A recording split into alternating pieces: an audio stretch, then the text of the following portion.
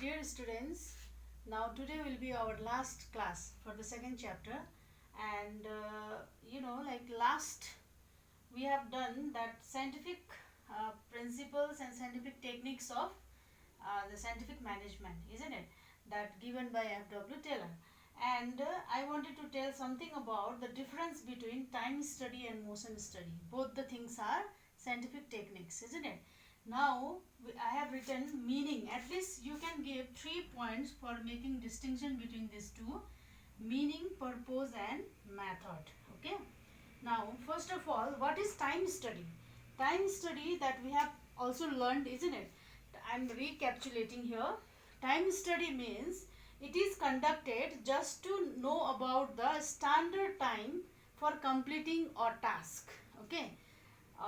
What time is taken? Okay. What standard time? What exact time? Appropriate time should be taken. Okay.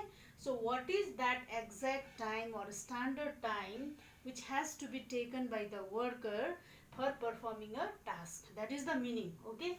Now for motion study, now this motion study is conducted that just to understand, to know about the total movement of the workers for completing a task. Okay, here it is to understand the standard time, exact time for completing a task, and this one is to know about the total movement of the worker for completing a task. Okay, that is the meaning. Now purpose. Why this time study is conducted? The purpose is to know about the standard time to fix a fair day's work for the workers. Okay. Now here it is. The main purpose or the main objective of this study is to eliminate the unnecessary movements of the workers, or you can say to eliminate the wasteful movements of the workers and increase the productivity here. Okay. Now third one is method. How can we conduct this time study?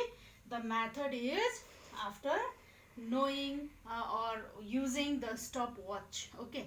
After knowing the time period which is taken by the worker, with the help of stopwatch, we can understand the exact time to be taken by the worker for completing a task with the help of stopwatch. Okay. Now I'll be writing later on. Here it is, motion study. What is the method for conducting motion study? With the help of camera, or you can say movie camera, or with the help of closed circuit camera, isn't it? So that the worker does not understand where it is camera has been installed. Okay, but with that techniques, manager can understand what is the productive movement that the workers is using, isn't it? How much time the worker is taking, or whether the worker is sitting or getting up without having any reason, isn't it? Unproductive movement to be understand with the help of camera. Okay, closed circuit camera, or you can say some kind of camera, movie camera. Got it? Now this is the difference between this time study and motion study. I'll be writing here so that you will understand clearly. Okay.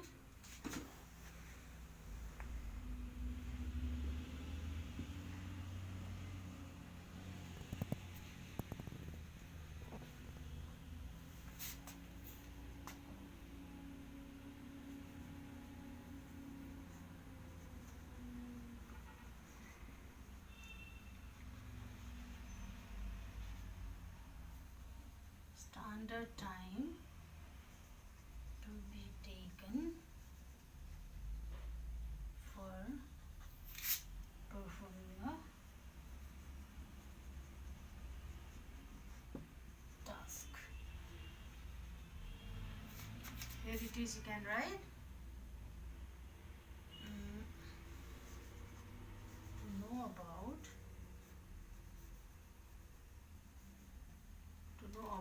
total movement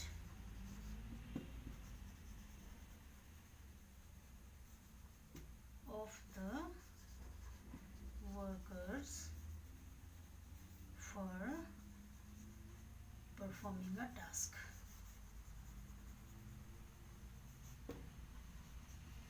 Okay. Now second one you can write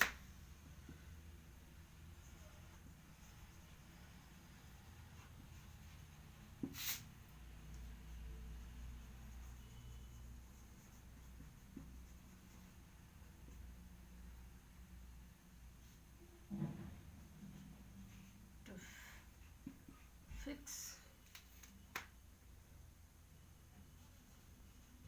the fair, FAIR, okay, fair days work of the workers. Here you can write to eliminate or to cut down, isn't it? Eliminate the unproductive or unnecessary, isn't it? Unproductive or unnecessary, or you can write wasteful movements. Wasteful movement, and to increase the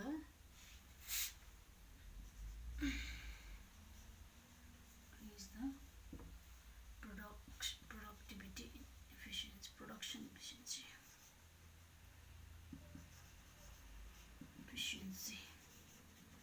Okay, and here you can write method with the help of stopwatch.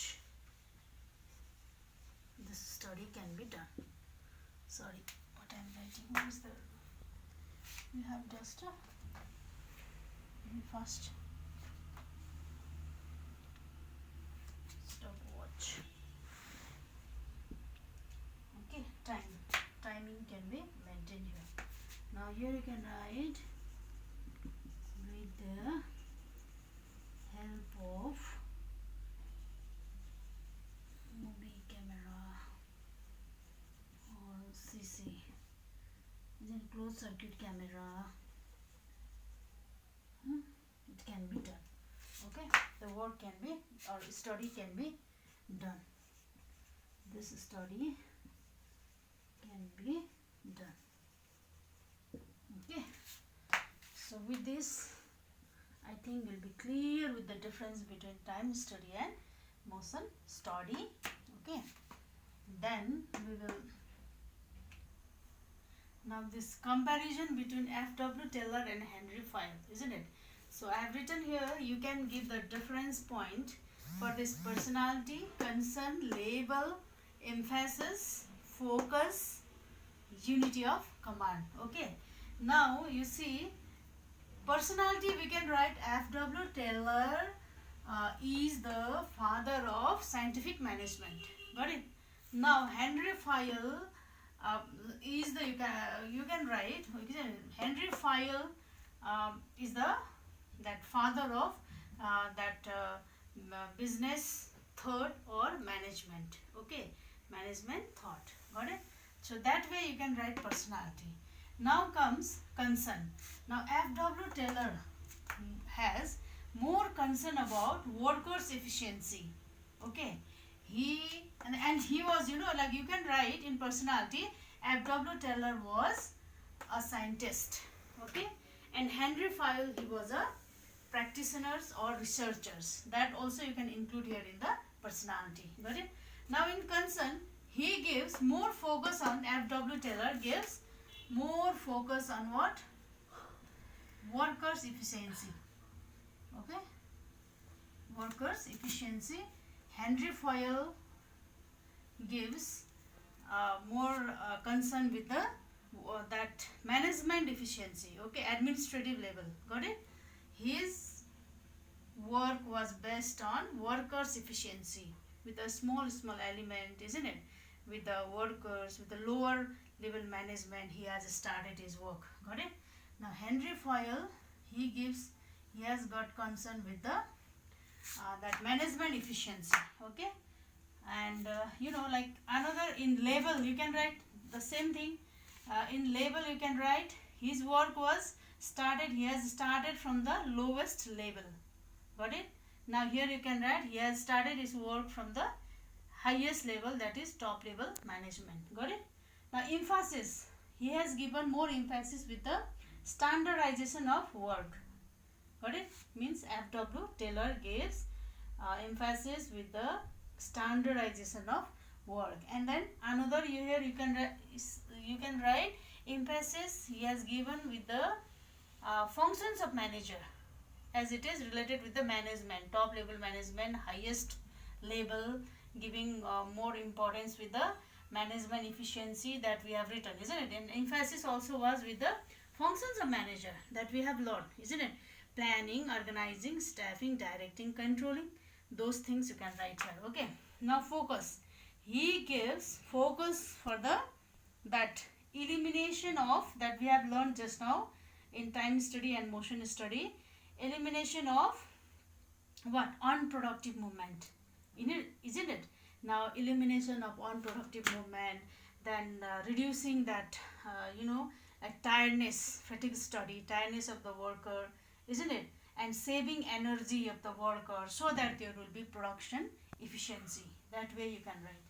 And here you can write, gives more focus with the development of principles of management. You can write management thing only. Okay, development of principles of management, 14 principles. Got it?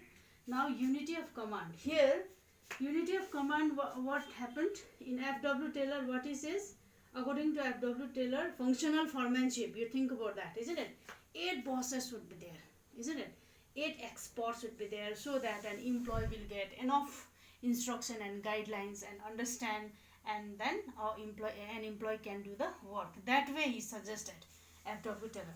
But unity of command, that who can give order, okay, unity of command.